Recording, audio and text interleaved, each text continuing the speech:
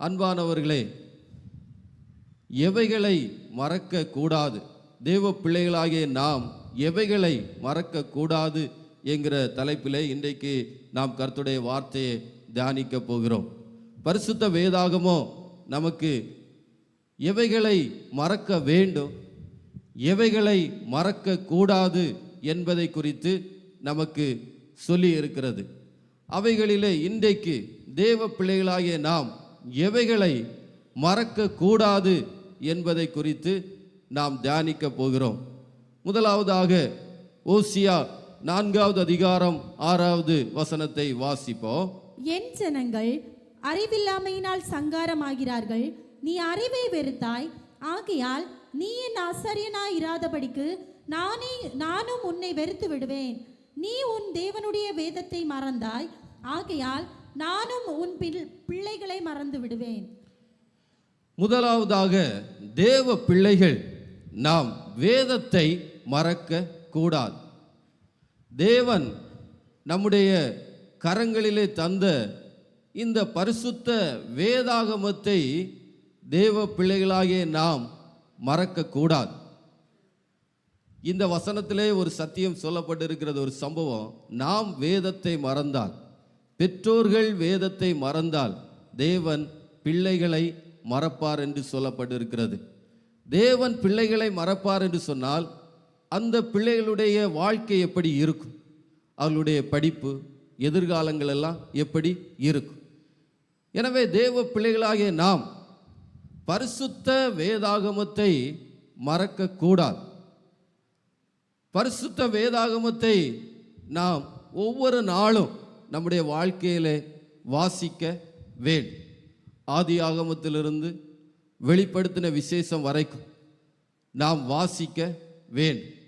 சிலருக்கு பரிசுத்த வேதாகமத்தில் சங்கீதம் மட்டும் வாசிக்கிறது பிடிக்கும், சிலருக்கு நீதிமொழிகள் வாசிக்கிறது பிடிக்கும், சிலருக்கு புதிய ஏற்பாடு வாசிக்கிறது பிடிக்கும்.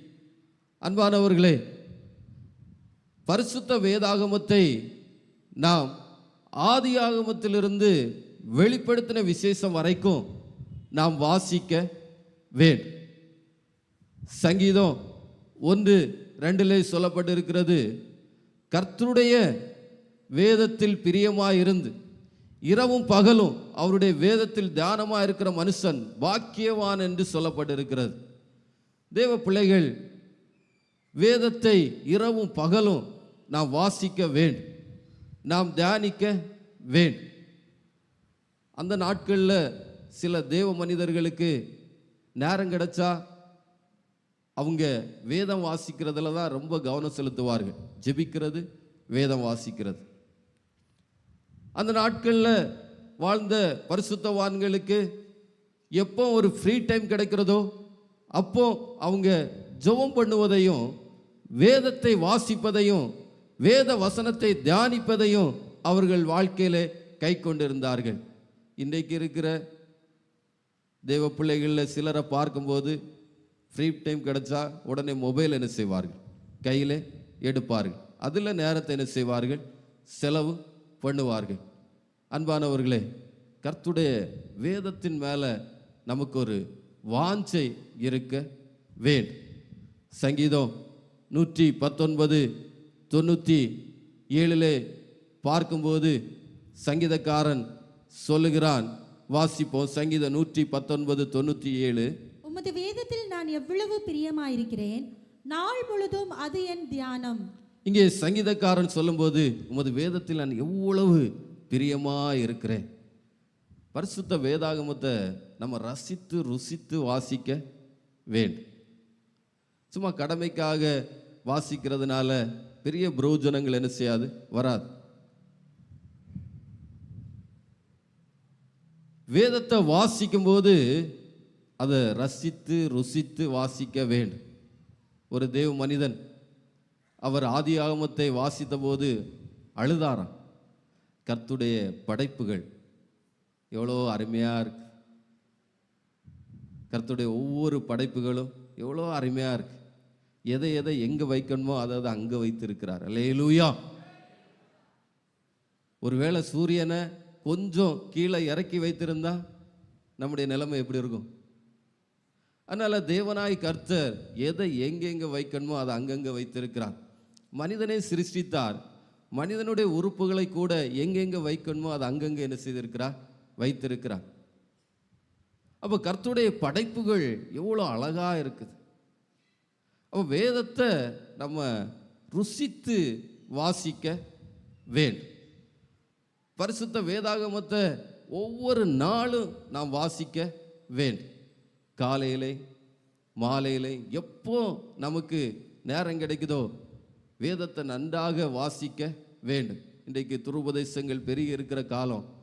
வேதத்தை நாம் சரியாக வாசிக்க வேண்டும், அதன் மேலே பிரியமாய் இருக்க வேண்டும். இன்னும் சங்கீதம் 119 165 வாசிப்போம். உம்முடைய வேதத்தை நேசிக்கிறவர்களுக்கு மிகுந்த சமாதானம் உண்டு, அவர்களுக்கு இடரல் இல்லை. அப்போ வேதத்தை நேசிக்கிறவர்களுக்கு மிகுந்த சமாதானம் உண்டு என்று சொல்லப்பட்டு இருக்கிறதை பார்க்கிறோம். உண்மை, கர்த்தருடைய வார்த்தை உண்மை. அல்லேலூயா. சிலருக்கு வாழ்க்கையில் சமாதான கேடுகள் வரும்போது, கலக்கங்கள் வரும்போது, நெருக்கங்கள் வரும்போது பைபிளை எடுத்து வாசிப்பாங்க. உண்மையிலே அந்த பைபிளில் ஆவியானவர் நமக்கு எழுதி தந்திருக்கிற அந்த வார்த்தைகள் நம்முடைய இருதயத்தை ஆற்று, நம்முடைய இருதயத்தை தேற்று, நம்முடைய இருதயத்தில் ஒரு சமாதானத்தை கொண்டு வரும். அல்லேலூயா. அதனால தான் சங்கீதக்காரன் சொல்லும்போது உம்முடைய வேதத்தை நேசிக்கிறவர்களுக்கு மிகுந்த சமாதானம் உண்டென்று சொல்லப்பட்டிருக்கிறதை பார்க்கிறோம். தேவ பிள்ளைகள், நான் வேதத்தை நன்றாய் வாசிக்கணும். நம்முடைய சபையில் அதுக்கென்று ஒரு புத்தகத்தை என்ன செய்கிறோம்? கொடுக்குறோம். ரீட் அண்ட் ப்ரே என்று சொல்லி ஒரு புத்தகத்தை என்ன செய்கிறோம்? கொடுக்குறோம். அதற்கு பரிசு கொடுக்கும்போது நீங்கள் நேம் லிஸ்ட்டை பார்த்தீங்கன்னு சொன்னால் எல்லாம் மேக்சிமம் பெரியவங்களாக தான் இருப்பாங்க. இந்த இளந்தம்பதிகள் இவங்க பேரெல்லாம் அதில் பார்க்கவே முடியாது. ரொம்ப அரிதாக என்ன செய்யும் இருக்கும். ஒருவேளை சிலர் பரிசை விரும்பாமல் இருக்கலாம். ஆனால் அன்பானவர்களே, வேதத்தை நன்றாக நாம் என்ன செய்ய வேண்டும்? வாசிக்க வேண்டும். அதை ரசித்து ருசித்து வாசிக்கும்போது அது நமக்கு ரொம்ப இன்பமாக இருக்கும். நேரம் கிடைக்கும் போதெல்லாம் பைபிள் வாசிக்கணும்னு நமக்கு தோணும். இதில் நம்ம எல்லாருமே குறைபட்டு தான் என்ன செய்கிறோம்? இருக்கிறோம். அப்போ வேதத்தின் மேலே நம்ம பிரியமாக இருக்கணும். வேதத்தை நேசிக்கிறவர்களுக்கு மிகுந்த சமாதானம் உண்டு என்று சொல்லி பார்க்கிறோம். சாதாரணமான சமாதானம் அல்ல. யோவானில் கர்த்தராகிய இயேசு கிறிஸ்து சொல்லும்போது உலகம் கொடுக்கிற சமாதானம் அல்ல, பரிசுத்த வேதாகமம் நமக்கு கொடுக்கிற சமாதானம், அது கிறிஸ்துவின் சமாதானத்தை நமக்கு கொடுக்கிறது. அல்லேலூயா. அதனால தான் இயேசு கிறிஸ்து சொன்னார், உலகம் கொடுக்கிற பிரகாரம் அல்ல, என்னுடைய சமாதானத்தை உங்களுக்கு என்ன செய்கிறேன்? கொடுக்கிறேன் என்று சொல்லி இருக்கிறதை பார்க்கிறோம். சமாதானம் என்பது ஒரு பெரிய ஆசீர்வாதம். என்ன இருந்தாலும் சமாதானம் இல்லைன்னு சொன்னால் ஒரு பிரயோஜனமும் இல்லை. இன்றைக்கு நிறைய குடும்பங்களை பார்க்கிறோம், எல்லா வசதியும் இருக்கிறது, ஆனால் வாழ்க்கையில் சமாதானம் இல்லை. சமாதானமாக ஆகாரத்தை புசிக்க முடியலை. அந்த அளவுக்கு சூழ்நிலைகள் என்ன செய்கிறது? இருக்கிறது. அப்போ தேவ பிள்ளைகள், நாம் வேதத்தின் மேலே பிரியமாக இருந்து வேதத்தை நாம் நேசிப்போம் என்று சொன்னால் நிச்சயமாக நமக்கு மிகுந்த சமாதானம் உண்டாயிருக்கும். சங்கீதக்காரன் சங்கீதத்திலே சொல்லும்போது சங்கீதம் 122:7 சொல்றாரு, உன் அலங்கத்திற்குள்ளே சமாதானம். அப்போ வேதத்தை நேசிக்கிறவர்களுக்கு, வேதத்தின் மேலே பிரியமாயிருக்கிறவர்களுக்கு, வேதத்தை மறக்காதவர்களுக்கு சமாதானம் உள்ளத்தில் மாத்திரமல்ல, அந்த சமாதானம் நம்முடைய அலங்கத்திற்குள்ளே இருக்கும், மதில்களுக்குள்ளே இருக்கும். அப்போ நம்ம மதில்களுக்குள்ள சமாதானம் இருப்பது எவ்வளோ பெரிய ஆசீர்வாதம். வீட்டுக்குள்ளே சமாதானம். இன்னும் சங்கீதக்காரன் சொல்லும்போது 147:14 பார்க்கிறோம், உன் எல்லைகளுக்குள்ளே சமாதானம். பாருங்க, நம்ம வாழுகிற பகுதிகளிலே நமக்கு சமாதானம். அப்போ தேவ பிள்ளைகள், வேதத்தை நாம் நன்றாக வாசிக்க வேண்டும்.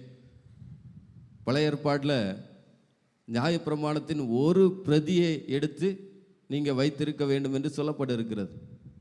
ஆனால் இன்றைக்கு பரிசுத்த வேதாகமோ பல லாங்குவேஜில் சிலருடைய வீட்டில் என்ன செய்யுது இருக்கு.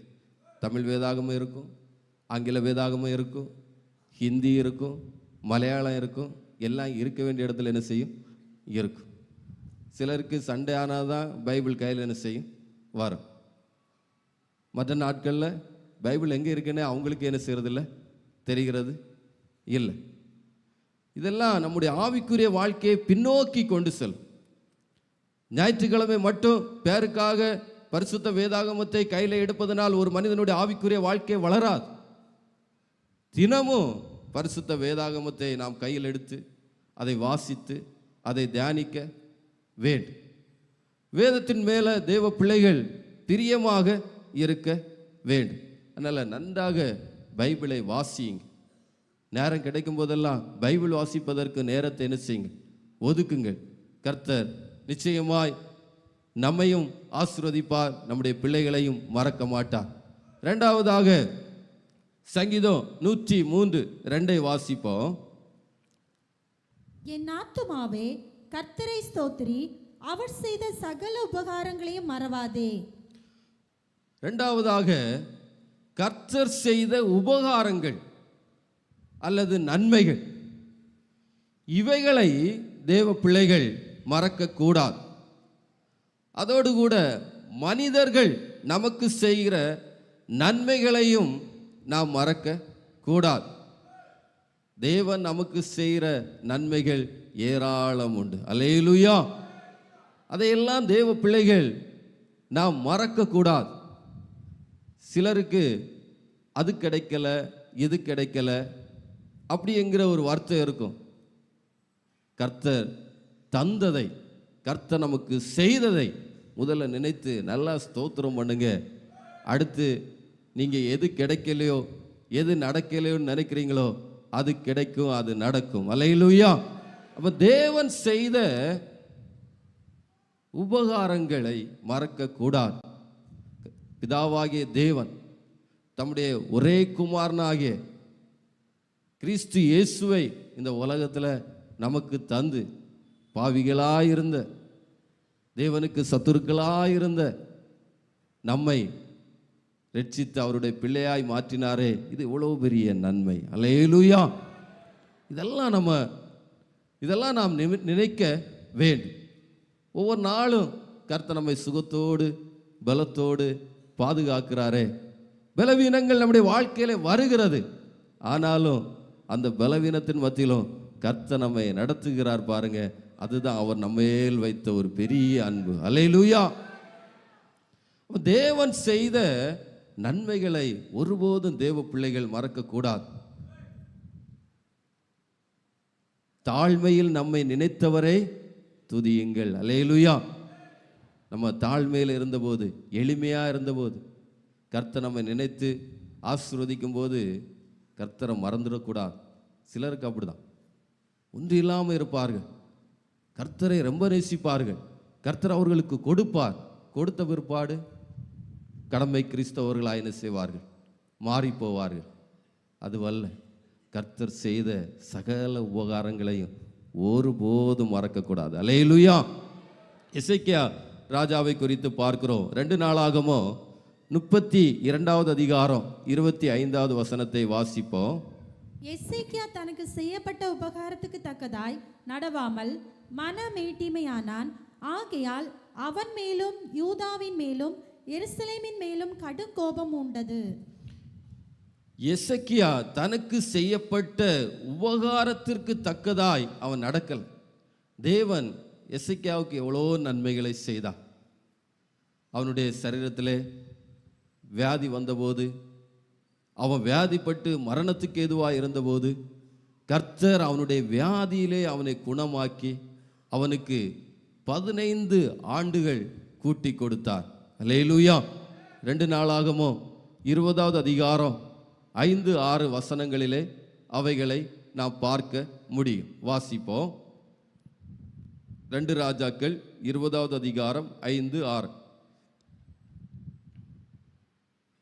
நீ திரும்பி போய் என் ஜனத்தின் அதிபதியாகிய எசேக்கியாவை நோக்கி, உன் தகப்பனாகிய தாவீதின் தேவனாயிருக்கிற கர்த்தர் சொல்லுகிறது என்னவென்றால், உன் விண்ணப்பத்தை கேட்டேன், உன் கண்ணீரை கண்டேன், இதோ நான் உன்னை குணமாக்குவேன்.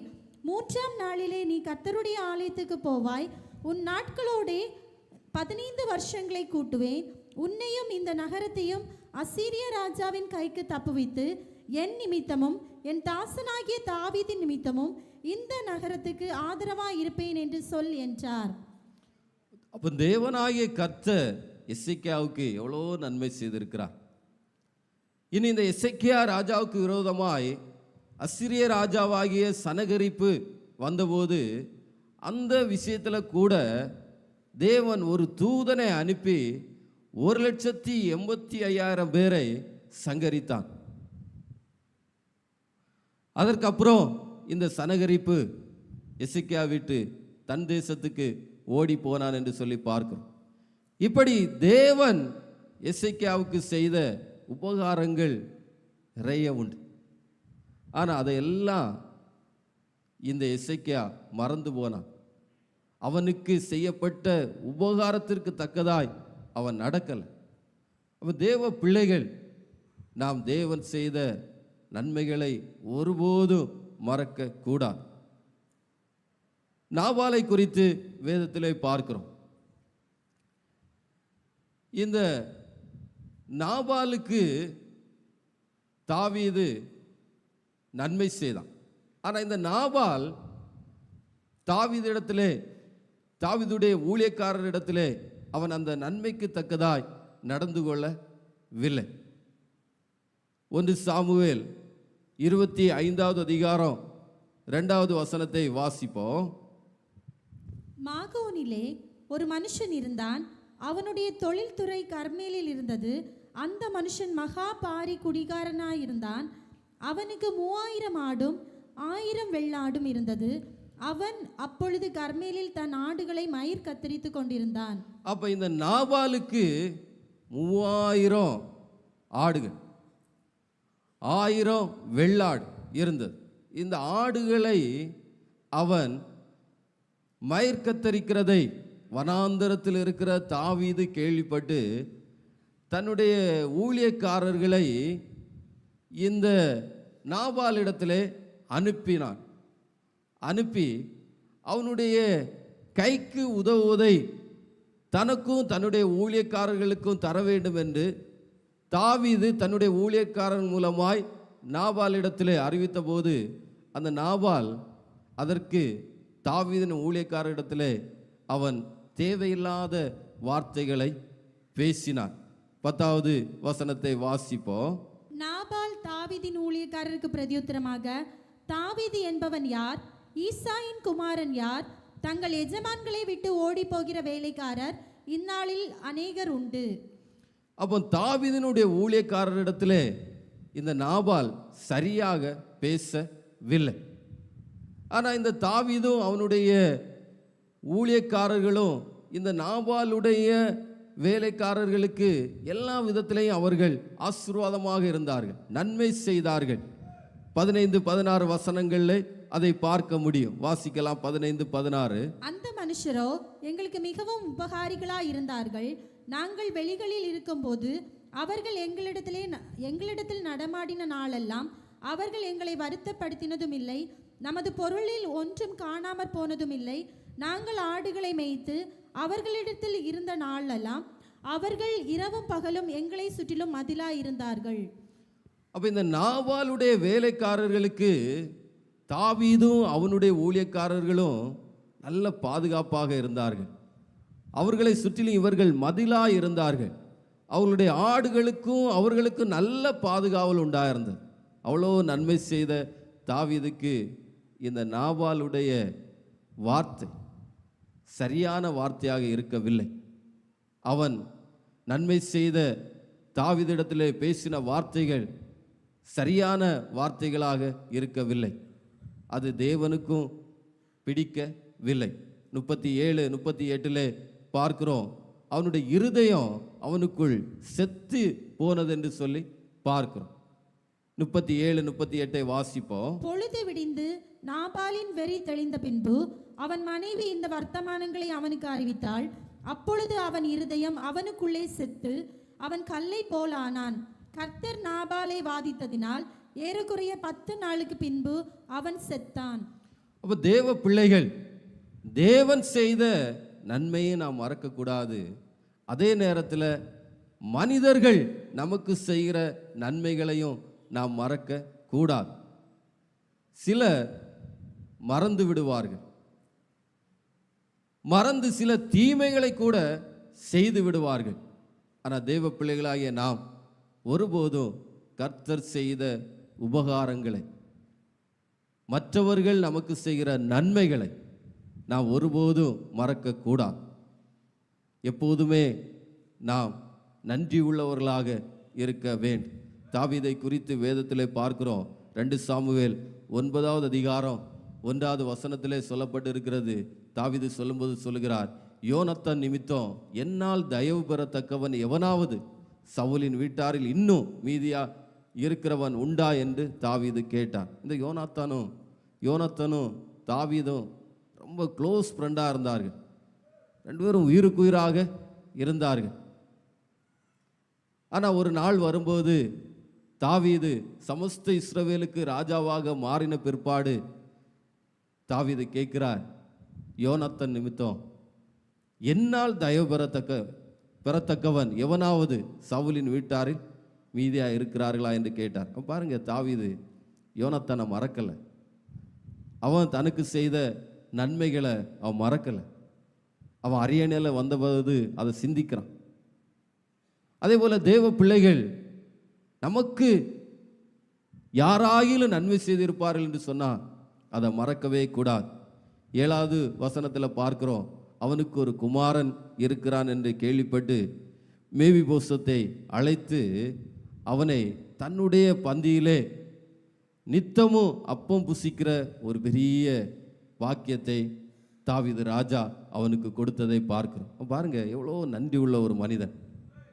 யோனத்தான் நிமித்தம் சவுலுடைய வீட்டாருக்கு அவன் நன்மை செய்ததை பார்க்கிறோம். சவுலு தாவீதுக்கு சத்துருவாய் எழும்பினவன். அதே நேரத்தில் யோனத்தான் தாவீதுக்கு ரொம்ப ஆதரவாக இருந்தவன். அப்போ தேவ பிள்ளைகள், இந்த நாட்களில் நாம் நன்றி உள்ளவர்களாக இருக்க வேண்டும். அதனால தான் கொலோசியர் 3:15 பார்க்கிறோம், நன்றி அறிதல் உள்ளவர்களாக இருங்கள் என்று கொலோசியர் 3:15 சொல்லப்பட்டு இருக்கிறது. தேவ பிள்ளைகள், இந்த நாட்களில் நாம் நன்றி உள்ளவர்களாக இருக்க வேண்டும். கர்த்தருக்கும் நாம் நன்றி உள்ளவர்களாக இருக்கணும். அதே நேரத்தில் நமக்கு நன்மை செய்கிற தேவ பிள்ளைகளுக்கும், அது யாராக இருந்தாலும் சரி, அவர்களுக்கும் நாம் நன்றி உள்ளவர்களாக இருக்க வேண்டும். 3வதாக சங்கீதம் 137:5 வாசிப்போம்.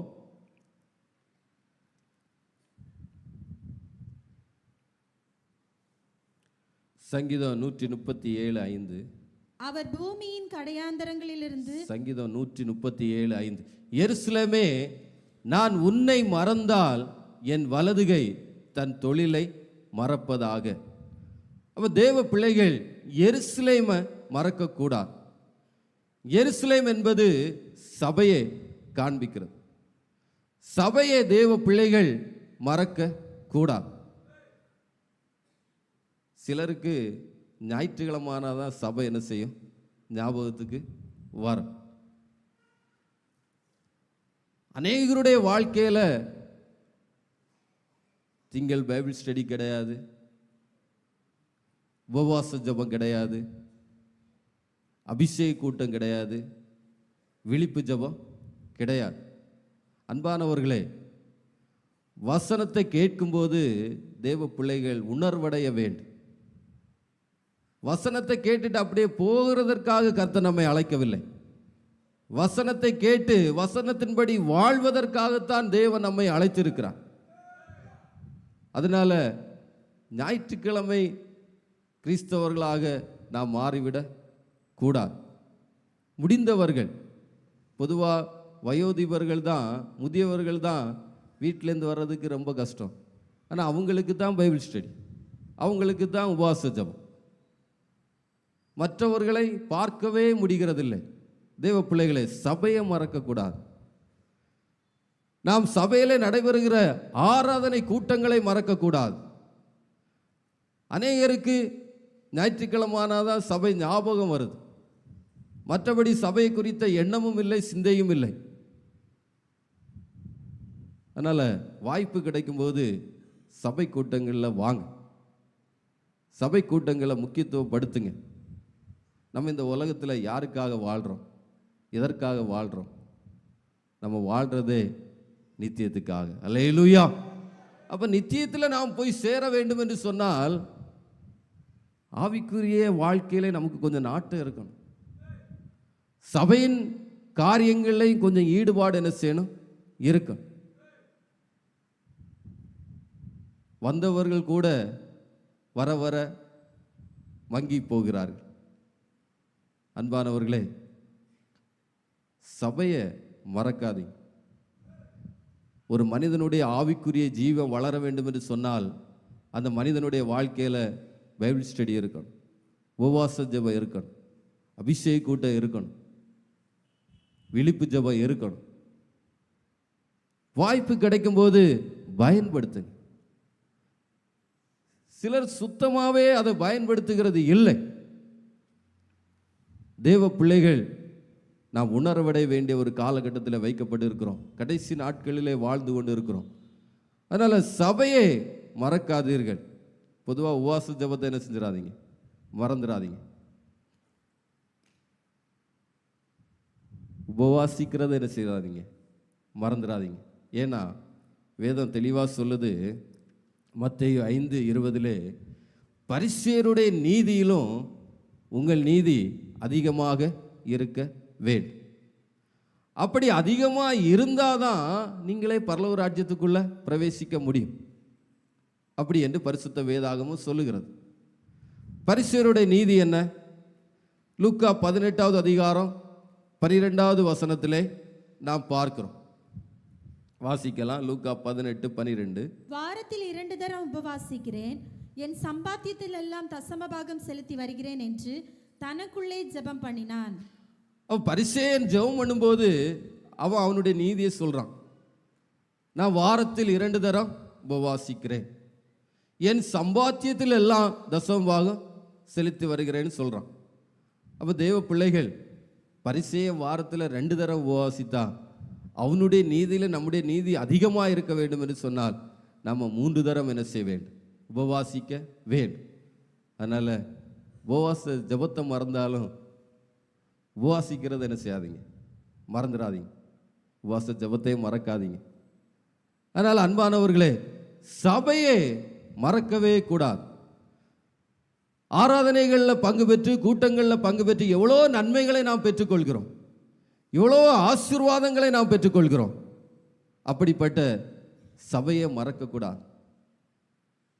எபிரேயர் 10:25 பார்க்கிறோம், சிலர் சபை கூடி வருவதை விட்டு விடுகிறது போல நாம சபை கூடி வருகிறதை விட்டுவிடக்கூடாது.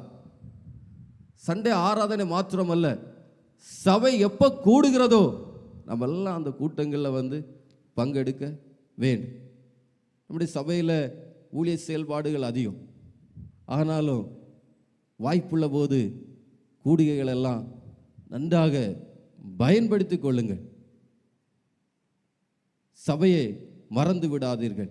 ஒரு மனிதர் சொன்னார், மேலே நாடுகளிலே சபைகள் எல்லாம் மூடுகிறார்களாம்.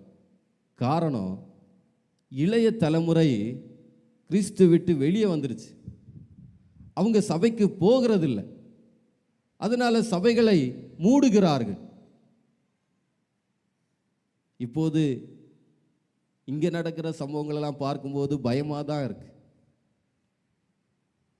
பெற்றோராகிய நாம், இளந்தம்பதியர் என்கிற ஸ்தானத்தில் இருக்கிற நாம் சண்டே சர்வீஸுக்கு மட்டும் வந்தால் நம்முடைய பிள்ளைகள் நாளைக்கு ஆன்லைனில் உட்கார்ந்து என்ன செய்வார்கள், ஆராதனையை பார்ப்பார்கள். அப்போ சபையை எப்படி நடத்துவது, சபையை எப்படி கூட்டுவது? அதனால் சபை கூடுதலை விட்டுவிடக்கூடாது. இன்றைக்கு இளைய தலைமுறை அப்படி தான் இருக்கு, சண்டே சர்வீஸ், மற்ற கூட்டங்கள் இல்லை. வாலிப பிள்ளைகளும் அப்படித்தான் இருக்கிறார்கள். அப்போ சண்டே ஆராதனை நடத்திவிட்டு மற்ற கூட்டங்கள் எல்லாம் எப்படி நடத்துவது? அதனால் அன்பானவர்களை உணர்வடையுங்கள். வசனம் வர வர உணர்வடையுங்கள். வாய்ப்புள்ள போது கூட்டங்கள் எல்லாம் வந்து பங்கெடுங்கள். சபையை மறந்து விடாதீர்கள். எருசலேமை மறந்து விடாதீர்கள். சபையை நேசியுங்கள்.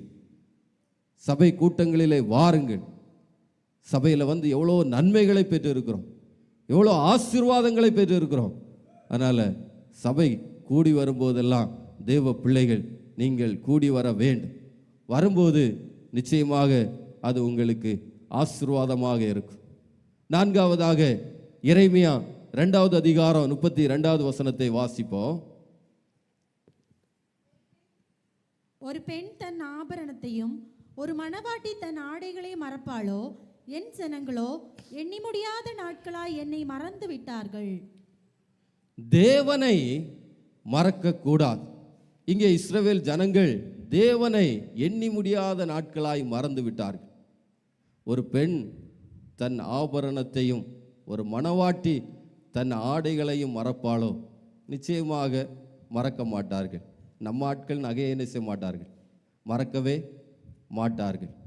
எப்போதும் என்ன செய்வார்கள், அணிந்திருப்பார்கள். அவசரத்தை கலத்தினாலும் உடனே போடுறதுல எந்த மறதி அவங்களுக்கு என்ன செய்யாது, வராது. ஆனால் ஆவிக்குரிய காரியங்களில் நல்ல மறதி என்ன செய்யும், வரும்.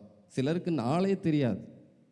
கேட்பாங்க, இன்றைக்கு திங்கள் கிழமையா, பைபிள் ஸ்டடியா, நான் செவ்வாய்க்கிழமை என்றெல்லாம் நினைத்தேன். அப்படியெல்லாம் என்ன செய்வார்கள், சொல்லுவார்கள். அன்பானவர்களே, தேவனை நாம் மறக்க கூடாது. தேவனை மறக்க கூடாது என்று சொன்னால், தேவனை நம்முடைய வாழ்க்கையில் ஒவ்வொரு நாளும் நாம் தேட வேண்டும். அல்லேலூயா. அன்றைக்கு இஸ்ரவேல் ஜனங்கள் எண்ணி முடியாத நாட்களாய் தேவனை மறந்து விட்டார்கள். ஆனால் நாம் தேவனை ஒருபோதும் மறக்க கூடாது. சங்கீதக்காரனாகிய தாவீது சங்கீதத்திலே சொல்லும்போது, சங்கீதம் 42:1 வாசிப்போம்.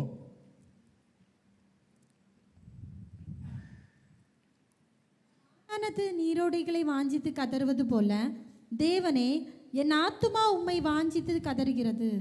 இங்கே சங்கீதக்காரனாகிய தாவீது சொல்லும்போது, என் ஆத்துமா உம்மை வாஞ்சித்து கதறுகிறது என்று சொல்லுகிறான். தாவீதுக்கு தேவன் மேலே அவ்வளோ வாஞ்ச. நீங்கள் சங்கீதங்களெல்லாம் வாசித்து பாருங்க. பழைய ஏற்பாட்டு பரிசுத்தவானாகிய தாவீதுக்கு தேவன் மேலே அவ்வளோ தாகம். சொல்றாரு, மானானது நீரோடைகளை வாஞ்சித்து கதறுவது போல. சில ஆராய்ச்சியாளர்கள் சொல்லுகிறார்கள், மான் நீரோடை வாஞ்சித்து கதறும் போது அதனுடைய மொத்த கவனமும் நீரோடையின் மேலே தான் இருக்கும். அந்த பக்கம் இந்த பக்கம் அதனுடைய கவனம் என்ன செய்யாது, இருக்காது. அது நீரோடையை மாத்திரமே வாஞ்சித்து போகும் என்று சொல்லுகிறார்கள். அதே போல சங்கீதக்காரனாகிய தாவீது சொல்லுகிறார், என் ஆத்துமா உம்மை வாஞ்சித்து கதறுகிறது. அதனால தான் கர்த்தர் தாவீதை குறித்து சொன்னார், என் இருதயத்துக்கு ஏற்றவன். அல்லேலூயா. எனக்கு சித்தமானதெல்லாம் அவன் செய்வான் என்று சொன்னார். அப்போ தேவ பிள்ளைகள் கர்த்தரை வாஞ்சிக்கணும், கர்த்தரை தேடணும். அது நம்முடைய வாழ்க்கைக்கு மிகுந்த ஆசீர்வாதமாக இருக்கு. 63:1 சொல்லுகிறார், அதிகாலமே உம்மை தேடுகிறேன் என்று சொல்லுகிறார். 63:1 வாசிப்போம். சங்கீதம் 63:1. தேவனே நீர் என்னுடைய தேவன், அதிகாலமே உம்மை தேடுகிறேன். வறண்டதும் விடாய்த்ததும் தண்ணீரற்றதுமான நிலத்திலே என் ஆத்துமா உம்மேல் தாகமாக இருக்கிறது. என் மாமிசமானது உம்மை வாஞ்சிக்கிறது. இங்கே சங்கீதக்காரன் சொல்லும்போது, நீர் என்னுடைய தேவன், அதிகாலமே உம்மை தேடுகிறேன். வறண்டதும் விடாய்த்ததும் தண்ணீரற்றதுமான நிலத்திலே என் ஆத்துமா உம்மேல் தாகமாக இருக்கிறது என்று சொல்லுகிறான். எவ்வளோ பெரிய வாஞ்ச தாவீதுக்கு. அதனால தான் கரவல் ஆடுகளின் பின்னே நடந்த தாவீதை எடுத்து கர்த்தர் சிங்காசனத்தில் வைத்தார். அல்லேலூயா. ஒன்றை மாத்திரம் புரிந்து கொள்ளுங்கள், நாம் கர்த்தரை தேடுவோம் என்று சொன்னால், நம்மை கர்த்தர் குப்பையில் இருந்தாலும் புழுதியில் இருந்தாலும் நிச்சயமாய் ஒரு நாள் எடுத்து மேன்மையான ஸ்தலங்களில் வைப்பார். அல்லேலூயா. நம்முடைய சந்ததிகளை கர்த்தர் சிங்காசனங்களில் உட்கார பண்ணுவார். அல்லேலூயா. தாவீதுடைய சந்ததி சிங்காசனத்தில் இருக்க காரணம், தாவீது தேவனை நேசித்தது, அவன் தேவன் மேலே வைத்த அந்த வாஞ்ச். அந்த தாகம். அன்பானவர்களே, கர்த்தரை நன்றாக தேடணும். பெற்றோர்கள் கர்த்தரை நன்றாய் தேடணும். பிள்ளைகளுக்கு கர்த்தரை தேடுவதற்கு சொல்லிக் கொடுக்க வேண்டும். அதை தேவன் நம்மிடத்தில் ரொம்ப எதிர்பார்க்கிறார். நாம் கர்த்தரை தேட வேண்டும் என்று சொல்லி. நம்ம கர்த்தரை தேட தேட தான் நம்ம கர்த்தரை மறக்க மாட்டோம். கர்த்தரை தேடாதவர்கள் கர்த்தரை மறந்து போவார்கள். இஸ்ரவேல் ஜனங்கள் எண்ணி முடியாத நாட்களாய் தேவனை மறந்து விட்டார்கள். நாம் தேவனை ஒருபோதும் மறக்கக்கூடாது. ஒரு நாள் நம்மை நடத்துகிறார் பாருங்க, எவ்வளோ ஆச்சரியமாக நடத்துகிறார். சில நேரங்களில் யோபு சொன்னது போல கிரகிக்கக்கூடாத பெரிய காரியங்களைப் போல இருக்கு. நமக்கே அதை கிரகிக்க முடியலை.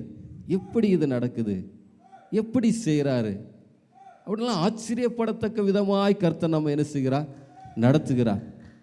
அதனால தேவ பிள்ளைகள் தேவனை மறக்கவே கூடாது. ஏன்னா நித்திய காலமாக நாம் அவரோட தான் வாசம் பண்ண போகிறோம். அல்லேலூயா. இந்த பூமியிலே கர்த்தரோடு வாசம் பண்ணி பழக வேண்டும். இங்க கர்த்தரோடு வாசம் பண்ணுகிறவர்கள் தான் நித்தியத்தில் கர்த்தரோடு வாசம் பண்ண முடியும். தானியேல் 6:10 பார்க்கிறோம், அவன் 3 வேளையும் கர்த்தரை தேடினான் என்று சொல்லி பார்க்கிறோம். தினமும் 3 வேளை கர்த்தரை தேடினான். எவ்வளோ பெரிய பொறுப்பு இருந்தது தானியேலுக்கு. ஆனால் அதன் மத்தியிலையும் கர்த்தரை தேடுகிறத விடல். தேவ பிள்ளைகள் சாக்கு போக்கெல்லாம் மற்றவங்ககிட்ட சொல்லலாம், தேவனிடத்தில் சொல்ல முடியாது. அல்லேலூயா. கர்த்தர் எல்லாவற்றையும் ஆராய்ந்து அறிந்திருக்கிறார். எனவே கர்த்தரை நம்முடைய வாழ்க்கையில் அதிகமாக தேடும். சங்கீதம் 34:10 வாசிப்போம். சிங்கக்குட்டிகள் தாழ்ச்சி அடைந்து பட்டினியாய் இருக்கும், கர்த்தரை தேடுகிறவர்களுக்கோ ஒரு நன்மை குறைபடாது என்று பார்க்கிறோம். நாம் கர்த்தரை தேடும்போது கர்த்தர் நமக்கு சகல நன்மைகளை தருகிறார். இப்போ கர்த்தரை மறக்கக்கூடாது, தேவனை மறக்கக்கூடாது, தேவனை தேடணும். தேவனை தேடும்போது கர்த்தர் நமக்கு நிறைவான பலன், நிறைவான நன்மைகளை அவர் நிச்சயம் நமக்கு தருவார். 5வதாக ஆதியாகமம் 40வது அதிகாரம் 23வது வசனத்தை வாசிப்போம்.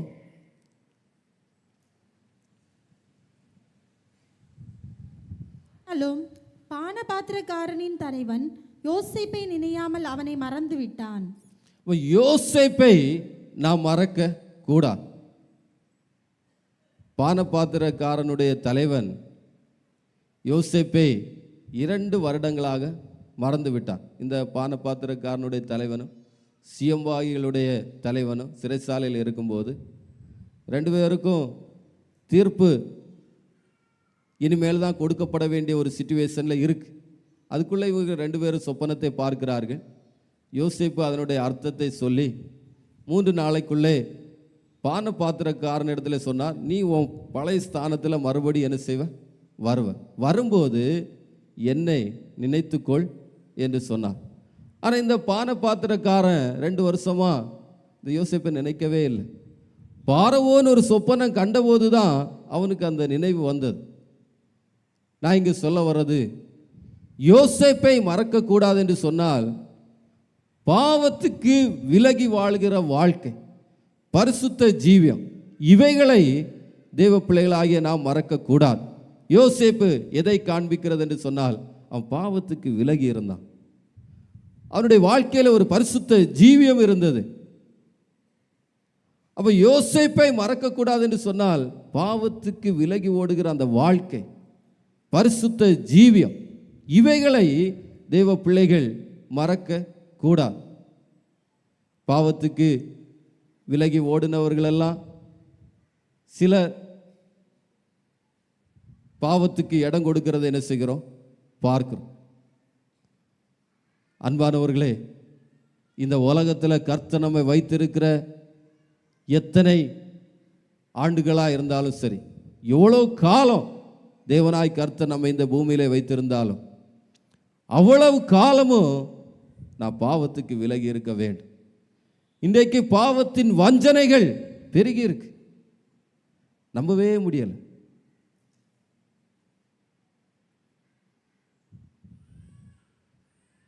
அதனால தேவ பிள்ளைகளே, பாவத்துக்கு விலகி இருங்க. பாவம் பல ரூபத்தில் வருது. இன்றைக்கு நல்ல ஆவிக்குரிய பிள்ளைகளை கூட சத்துரு வஞ்சிக்கிறான். அந்த அளவுக்கு அவனுடைய வஞ்சனை இருக்கு. சில பிள்ளைகள் அந்த வஞ்சனை தெரியாமலே பாவத்தில் விழுந்துடுறாங்க. அப்புறம் அவங்களுக்கு எழும்புவது பெரிய கடினமாக இருக்கு. அதனால பாவத்தின் வஞ்சனைகளுக்கெல்லாம் விலகி இருக்கணும், பாவத்துக்கு விலகி இருக்கணும், பரிசுத்த வாழ்க்கையை காத்துக்கொள்ள வேண்டும்.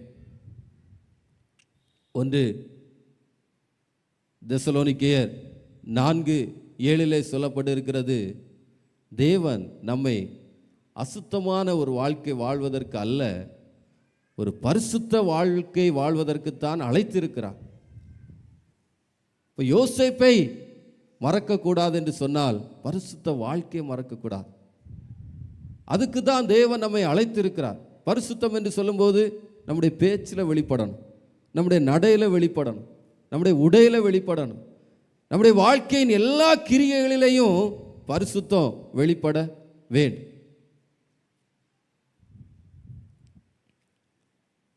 எபிரேயர் 12:14 பார்க்கிறோம், பரிசுத்தம் இல்லாமல் ஒருவனும் கர்த்தரை தரிசிப்பது இல்லையே. அப்ப இந்த உலகத்தில் பாவத்துக்கு விலகி வாழ்கிற வாழ்க்கை, பரிசுத்த ஜீவியம் இது இல்லை என்று சொன்னால் நிச்சயமாக நாம் தேவனோடு வாசம் பண்ண முடியாது, தேவனை தரிசிக்க முடியாது. தேவ பிள்ளைகள் பரிசுத்தமான வாழ்க்கையை வாஞ்சிக்க வேண்டும். சின்ன சின்ன காரியங்களில் கூட நம்ம பரிசுத்தமாக இருக்கணும்னு வாஞ்சிக்கணும். சிலருக்கு சிலதெல்லாம் பாவமாக தெரியலை, பொய் பேசுகிறது பாவமாக தெரியலை, தேவையில்லாத வீண் வார்த்தைகளை போட்டு அலப்புறது பாவமாக தெரியலை, நகைச்சுவை பேசுறது, மற்றவங்களை பரியாசம் பண்ணுறது இதெல்லாம் பாவமாக தெரியலை. ஏன்னா இன்றைக்குள்ள ட்ரெண்டு மாதிரி நினைக்கிறாங்க, இன்றைக்குள்ள நாகரிகம் அப்படியே நினைக்கிறாங்க. அதனால் அன்பானவர்களே, சின்ன சின்ன காரியங்களையும் பாவத்தை குறித்த நல்ல உணர்வுள்ளவர்களாக இருந்து அவைகளுக்கு நாம் விலகி இருக்க வேண்டும். கடைசியாக மத்தேயு 16:5 வாசிப்போம்.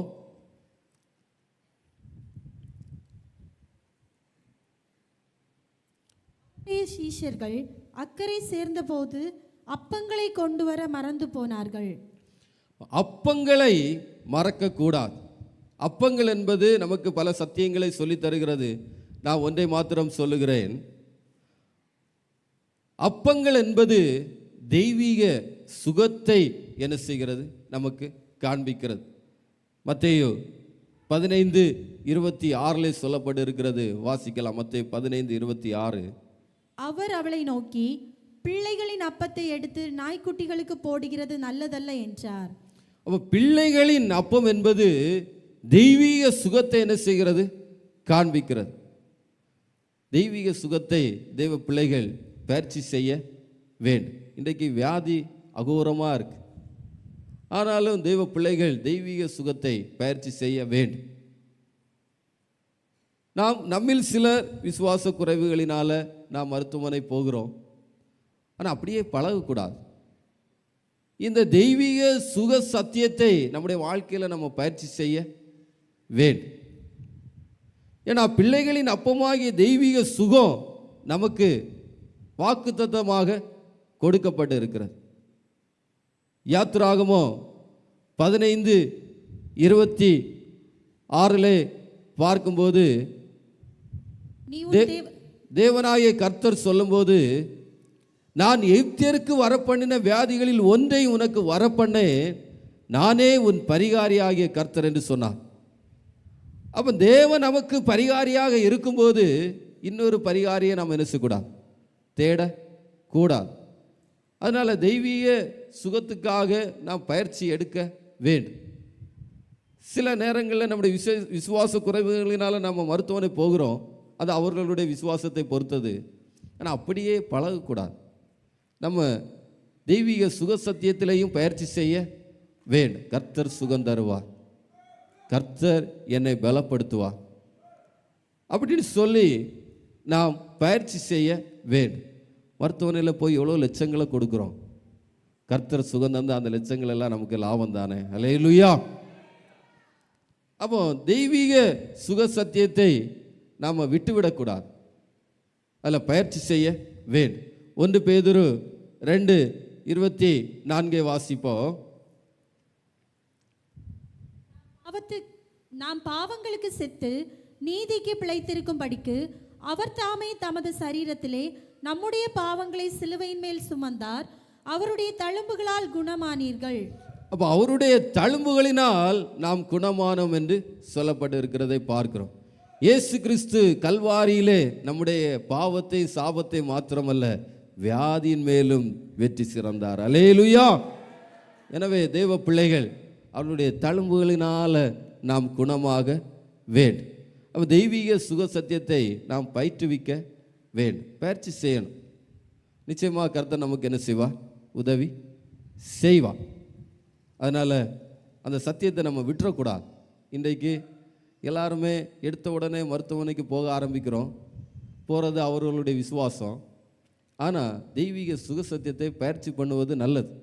கர்த்தர் சுகம் தருவார், கர்த்தரனை பலப்படுத்துவார் அப்படின்னு சொல்லி நம்ம தெய்வீக சுக சத்தியத்தை என்ன செய்ய வேண்டும்? பயிற்சி செய்ய வேண்டும். யாத்திராகமம் 23:25 வாசிப்போம்.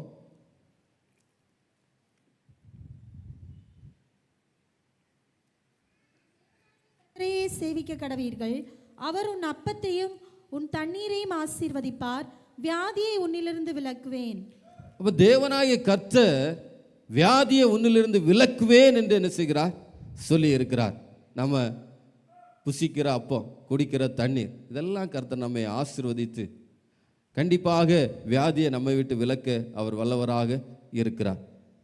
அன்பானவர்களே, நான் 6 காரியங்களை உங்களோடு பகிர்ந்து கொண்டேன். முதலாவதாக, வேதத்தை நாம் மறக்கக்கூடாது. கர்த்தர் செய்த உபகாரங்கள், மனிதர்கள் நமக்கு செய்த நன்மைகள், இவைகளை நாம் மறக்கக்கூடாது.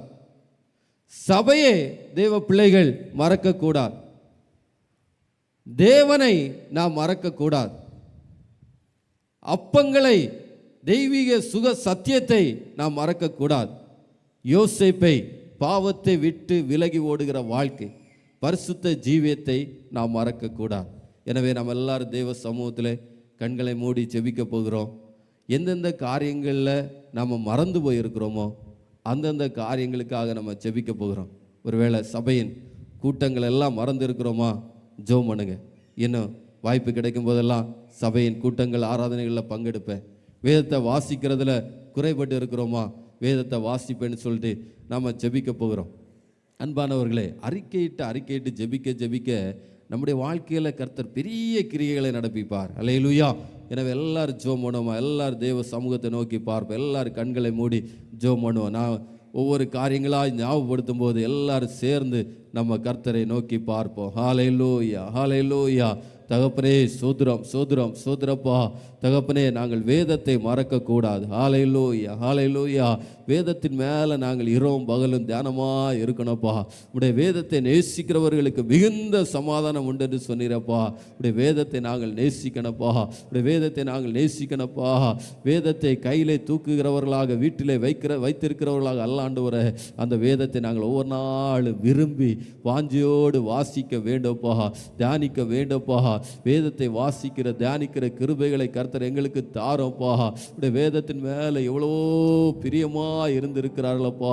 நாங்களும் உடைய வேதத்தில் பிரியமாக இருக்கணும்ப்பா. உடைய வேதத்தை ரசித்து ருசித்து வாசிக்கணும், தியானிக்கணும் தகப்பனே. ஹல்லேலூயா, ஹல்லேலூயா, ஹல்லேலூயா. தகப்பனே சோதரம் சோதரப்பா. நாங்கள் சபையை மறக்கக்கூடாது, நாங்கள் சபையை மறக்கக்கூடாதப்பா. சபையில் நடைபெறுகிற கூட்டங்களை மறக்கக்கூடாது, ஆராதனைகளை மறக்கக்கூடாது, விசேஷித்த கூட்டங்கள் எல்லாம் மறக்க மறக்க கூடாதப்பா. ஞாயிற்றுக்கிழமை மட்டும் சபை கூடி வருவதெல்லாம் ஆண்டவரே எல்லா கூடுகைகளே வர வேண்டும், எல்லா கூடுகளிலே வர வேண்டும்ப்பா. சபையை ஒருபோதும் மறக்க கூடாதப்பா. எருசலேமை நாங்கள் மறக்க கூடாது. ஹல்லேலூயா, ஹல்லேலூயா, ஹல்லேலூயா. தகப்பனே சோத்ரம் சோத்ரம் சோத்ரப்பா. ஹல்லேலூயா, ஹல்லேலூயா. தகப்பனே தேவனை நாங்கள் மறக்க கூடாது, தேவனை மறக்க கூடாதப்பா. உம்மை மறந்து எங்கப்பா போவோம்? உம்மை மறக்க கூடாதப்பா. உம்மை நாங்கள் நேசிக்க வேண்டும். இஸ்ரவேல் ஜனங்கள் எண்ணி முடியாத நாட்களாய் உம்மை மறந்து போனார்களே, நாங்கள் உம்மை மறக்க கூடாதப்பா. ஒரு நாள் உம்மை நினைக்க வேண்டும், நித்தம் உம்முடைய சமூகத்தை தேட வேண்டும், வாஞ்சிக்க வேண்டுமையா. தகப்பனே சோத்ரம் சோத்ரப்பா. பழைய ஏற்பாட்டு பரிசுத்தவான்கள் எவ்வளவோ உம்மை தேடி இருக்கிறாளப்பா. தகப்பனே அவர்களில் விசேஷித்தவர்களாக இருக்கிற புதிய ஏற்பாட்டு தேவ பிள்ளைகளாகிய நாங்கள் உம்மை எவ்வளவாய் அன்பு கூற கடனாளியா இருக்கிறோம்ப்பா. தகப்பனே சோத்ரம் சோத்ரப்பா. தகப்பனே உம்மை நேசிக்க வேண்டுமே, உம்மை ஒவ்வொரு நாளும் நினைக்க வேண்டுமே, இப்படி சமூகத்தை நாங்கள் நாட வேண்டுமே. ஹல்லேலூயா, ஹல்லேலூயா, ஹல்லேலூயா. தகப்பனே தெய்வீக சுக சத்தியத்தை நாங்கள் பயிற்சி செய்ய வேண்டுமே. நீர் எங்களுடைய பரிகாரி அல்லவோ. தெய்வீக சுகத்துக்காக எப்போது ஜெபிக்க வேண்டுமே. வியாதி பலவீனங்கள் வரும்போதெல்லாம் தெய்வீக சுகத்துக்காக ஜெபிக்க வேண்டுமே, தெய்வீக சுகத்துக்காக ஜெபிக்க வேண்டும்ப்பா. தகப்பனே சோத்ரம் சோத்ரம் சோத்ரம் சோத்ரப்பா.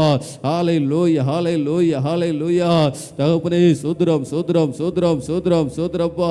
ஹல்லேலூயா, ஹல்லேலூயா. தெய்வீக சுக சத்தியத்தை மறந்துவிடக் கூடாதப்பா. இன்னைக்கு வியாதியின் அகோரங்கள் பெருகி இருக்கிறதப்பா. மனிதனுடைய முக்கியமான உறுப்புகள் எல்லாம் பாதிக்கப்படுகிற ஒரு காலகட்டத்தில் இருக்கிறோம். ஆனாலும் தெய்வீக சுக சத்தியத்தை மறந்துவிடக் கூடாதப்பா. தகப்பனே நீர் உலர்ந்த எலும்புகளை உயிரடை பண்ணுகிறவ, செத்த சரீரத்தை கூட உயிர்ப்பிக்க நீர் வல்லவராய் இருக்கிறீர் ஆண்டவரே. ஹல்லேலூயா, ஹல்லேலூயா. எனவே தெய்வீக சுக சத்தியத்தை எங்களுடைய வாழ்க்கையில பயிற்சி செய்ய வேண்டும்ப்பா, பயிற்சி செய்ய வேண்டும். விசுவாசத்திலே நாங்கள் வளர வேண்டும், எங்களுடைய விசுவாசங்கள் எல்லாம் வர்த்திக்கப்பட வேண்டுமையா. ஹல்லேலூயா, ஹல்லேலூயா, ஹல்லேலூயா, ஹல்லேலூயா. தகப்பனே யோசேப்பை மறந்துவிடக் கூடாதப்பா. பாவத்தை விட்டு விலகி ஓடுகிற வாழ்க்கை, பரிசுத்த ஜீவியத்தை மறந்துவிடக் கூடாதப்பா. பாவத்தின் வஞ்சனைகள், பாவத்தின் தந்திரங்கள் எல்லாவற்றுக்கும் நாங்கள் விலகி இருக்க வேண்டும், விலகி இருக்க வேண்டும்ப்பா. தேவ பிள்ளைகளுக்கு அந்த கிருபை பலனை தாரோ. இன்னைக்கு சத்துரு எவ்வளவாய் வஞ்சிக்கிறானப்பா. அநேக வாலிப பிள்ளைகளை வஞ்சிக்கிறான், பெரியவர்களை வஞ்சிக்கிறான். தகப்பனே அப்பா, இந்த வஞ்சனைகளுக்கெல்லாம் எங்களை விலக்கும் விலக்கும்ப்பா. நாங்கள் பாவத்துக்கு விலகி இருக்க வேண்டும், பரிசுத்த வாழ்க்கையை வாஞ்சிக்க வேண்டும், பரிசுத்த வாழ்க்கையை வாஞ்சிக்க வேண்டுமையா. தகப்பனே சோத்ரம் சோத்ரம் சோத்ரப்பா. தகப்பனே பரிசுத்தவான்களை கூட்டி சேர்க்கும்படியாக வரப்போகிறவரே, நாங்கள் பரிசுத்த வாழ்க்கையை வாஞ்சிக்க வேண்டுமையா. தகப்பனே நீர் எங்களை அசுத்தத்திற்கு அல்லப்பா, பரிசுத்த ஜீவியத்திற்காகவே அழைத்திருக்கிறீர். நீர் பரிசுத்தர் ஆகையால் நாங்களும் பரிசுத்தமா இருக்க வேண்டுமே. பரிசுத்தம் இல்லாமல் ஒருவனுமே தரிசிக்க முடியாது. பரிசுத்த வாழ்க்கையை நாங்கள் வாஞ்சிக்க வேண்டுமையா. தகப்பனே சோத்ரம் சோத்ரம் சோத்ரப்பா. கர்த்தர் செய்த நன்மைகளை நாங்கள் மறக்க கூடாது, கர்த்தர் செய்த நன்மைகளை நாங்கள் மறக்க கூடாதப்பா. உடைய சகல உபகாரங்களையோ நாங்கள் நினைக்க வேண்டும், நினைக்க வேண்டும், நினைக்க வேண்டும்ப்பா. கர்த்தர் செய்த நன்மைகளை, மற்றவர்கள் செய்த நன்மைகளை வாழ்க்கையில ஒருபோதும் மறக்க கூடாது. ஹல்லேலூயா, ஹல்லேலூயா, ஹல்லேலூயா. வாழ்க்கையில எத்தனையோ நன்மைகள், எத்தனையோ அதிசயங்களை நடப்பித்திருக்கிறீரப்பா. ஹல்லேலூயா, ஹல்லேலூயா, ஹல்லேலூயா, ஹல்லேலூயா. தகப்பனே சோத்ரம் சோத்ரம் சோத்ரம் சோத்ரம் சோத்ரப்பா. எத்தனையோ நன்மைகளை என் வாழ்வில் செய்தார், ஏராளமாய் நன்றி சொல்வேன். எத்தனையோ நன்மைகளை என் வாழ்வில் செய்தார், ஏராளமாய் நன்றி சொல்வேன். அத்தனையும் நினைத்து நினைத்து நான் துதிப்பேன், ஆண்டவரை போற்றுவேன். அத்தனையும் நினைத்து நினைத்து நான் துதிப்பேன், ஆண்டவரை போற்றுவேன். நன்றி சொல்லாமல் இருக்கவே முடியாது, பல நன்மை செய்த இயேசுவுக்கே. நன்றி சொல்லாமல் இருக்கவே முடியாது, பல நன்மை செய்த இயேசுவுக்கே. நன்றி நன்றி நன்றி என்று சொல்லி நான் துதிப்பேன், நாள்தோறும் போற்றுவேன். நன்றி நன்றி நன்றி என்று சொல்லி நான் துதிப்பேன், தேவன் அருளிய நாள்தோறும் போற்றுவேன். தேவன் அருளிய ஈவுகளுக்காய் ஸ்தோத்திரம். தேவனருளிய சொல்லி முடியாத ஈவுகளுக்காய் ஸ்தோத்திரம். அளவில்லாவரின் கிருபைகளுக்காய் ஆயுள் முழுதும் ஸ்தோத்திரம். அளவில்லாவரின் கிருபைகளுக்காய் ஆயுள் முழுதும் ஸ்தோத்திரம். நன்றி சொல்லாமல் இருக்கவே முடியாது, பல நன்மை செய்த இயேசுவுக்கே. நன்றி சொல்லாமல் இருக்கவே முடியாது, பல நன்மை செய்த இயேசுவுக்கே. நன்றி நன்றி நன்றி என்று சொல்லி நான் துதிப்பேன், நாள்தோறும் போற்றுவேன். நன்றி நன்றி நன்றி. ஹalleluya ஹalleluya ஹalleluya. ஆமென் ஆமென் ஆமென் ஆமென். ஹalleluya ஹalleluya. எல்லா தேவ பிள்ளைகளும் நல்ல கரங்களை தட்டி கொஞ்ச நேரம் ஆவியில நிறைந்து கர்த்தரை மகிமைப்படுத்துவோம். ஓ ரீபா லாபா தூடா கந்துனா ரேபா லாபா ஷந்தர பௌடல கந்துனா புரா திரா ஷரா மரா ரீபா லாபா ஓ மரா கந்துனா ரேபா லாபா ஷந்தர பௌடல கந்துனா. தகப்பனே, நீர் செய்த நன்மைகள், நீர் செய்த உபகாரங்கள், இவைகள் ஒன்றையும் நாங்கள் மறக்கவே கூடாது. ஹalleluya ஹalleluya. ஓ ரீபா ரபா லாபா தூடா கந்துனா ரேமா லாபா ஓ மரா கந்துனா ரேமா லாபா ஷந்தர பௌடல கந்துனா. ஹalleluya ஹalleluya. தகப்பனே, சோத்ரம் சோத்ரம் சோத்ரப்பா. ஹalleluya ஹalleluya. நம்ம எல்லாரும் கரங்களை தட்டி கர்த்தரை மகிமைப்படுத்துவோம். ஹalleluya ஹalleluya. தகப்பனே, சோத்ரம் சோத்ரம் சோத்ரம் சோத்ரம் சோத்ரம் சோத்ரம். நல்ல பிதாவே, கிருபை உள்ள தேவனே, உம்மை துதிக்கிறோம், ஸ்தோத்தரிக்கிறோம்ப்பா. இம்மட்டுமாய் பரிசுத்த ஆராதனையிலே உம்முடைய சமூகத்திலே வந்து உம்மை நோக்கி பார்க்க கர்த்தர் தந்த கிருபைகளுக்காய் ஸ்தோத்திரப்பா. தகப்பனே, வேதத்தை மறக்கக்கூடாது. கர்த்தர் செய்த சகல உபகாரங்களையும் நாங்கள் மறக்கக்கூடாது. மனிதர்கள் எங்களுக்கு செய்த நன்மைகளை நாங்கள் மறக்கக்கூடாதப்பா. சபையை நாங்கள் ஒருபோதும் மறக்கக்கூடாது. தகப்பனே, பரிசுத்த வாழ்க்கை மறக்கக்கூடாதப்பா. பாவத்துக்கு விலகி ஓடுகிற வாழ்க்கையை நாங்கள் மறக்கக்கூடாது. தேவனை நாங்கள் மறக்கக்கூடாது. தெய்வீக சுக சத்தியத்தை நாங்கள் மறக்கக்கூடாதப்பா. தகப்பனே, இவைகளிலெல்லாம் நாங்கள் வளர பெருக கர்த்தர் எங்களுக்கு கிருபை செய்யுங்க. பரிசுத்த ஆராதனையிலே பங்கு பெற்றிருக்கிற எல்லா தேவ பிள்ளைகளை கர்த்தர் இந்த காரியங்களிலெல்லாம் ஜெயமாய் நடத்தும், வெற்றியாய் நடத்துவப்பா. தேவ பிள்ளைகள் இந்த நாட்களில் கர்த்தரை நேசிக்க, கர்த்தரிடத்தில் அன்பு கூற, கர்த்தரை வாழ்க்கையில முக்கியத்துவப்படுத்த எங்கள் எல்லாருக்கும் கர்த்தர் கிருபை பாராட்டும்படியாக செபிக்கிறோம்ப்பா. கடைசி நாட்களிலே வைக்கப்பட்டு இருக்கிறோம். கர்த்தராய் இயேசு கிறிஸ்து சீக்கிரமாய் மத்திய ஆகாயத்தில் வெளிப்பட போகிறீரப்பா. எனவே எங்களுடைய வாழ்க்கை ஒரு சுத்திகரிக்கப்பட்ட வாழ்க்கையாய், பரிசுத்தமுள்ள வாழ்க்கையாய், தேவனை தேடுகிற ஒரு வாழ்க்கையாய் இருக்க கர்த்தர் கிருபை செய்யும்படியாக செபிக்கிறோம். சிறு பிள்ளைகள், வாலிபர்கள், பெரியவர்கள், முதியவர்கள் எல்லாரையும் கர்த்தர் ஆசீர்வதிக்கும்படியாக செபிக்கிறப்பா. எங்கள் தலைமை போதவர் அவர்கள் பங்கு பெற்று இருக்கிற அஸ்ஸாம் வட்ட கன்வென்ஷனை கர்த்தர் ஆசீர்வதிக்கும்படியாக செபிக்கிறோம். மாலை கூட்டத்தையும் கர்த்தர் ஆசீர்வதிங்க. தொடர்ந்து ஆராதனை முடிந்து நடைபெறுகிற எல்லா கூடுகைகளை கர்த்தர் ஆசீர்வதிக்கும்படியாக செபிக்கிறோம். உடைய கரத்திலே தருகிறோம். துதியான மகிமையெல்லாமக்கே செலுத்துகிறோம். கர்த்தர் ரட்சகருமாகிய இயேசு கிறிஸ்து நாமத்துடன் செபிக்கிற நல்ல பிதாவே, ஆமென். என் ஆத்துமாவே கர்த்தரை ஸ்தோத்திரி, என் முழு உலமே அவர் பரிசுத்த நாமத்தை ஸ்தோத்திரி. என் ஆத்துமாவே கர்த்தரை ஸ்தோத்திரி, அவர் செய்த சகல வாரங்களை மறவாதே. நம்முடைய கர்த்தராகிய இயேசு கிறிஸ்துடைய கிருபையும், பிதாவாகிய தேவனுடைய அன்பும், பரிசுத்த ஆவியானுடைய ஐக்கியம், சிநேகம், வழிநடத்தலும், பாதுகாவல் இன்று என்று சதா காலங்களில் நம் அனைவரோடும், விசேஷமாக சகல பரிசுத்தவான்களோடும் கிறிஸ்துவின் வருகை மட்டும் இருப்பதாக. ஆமென்.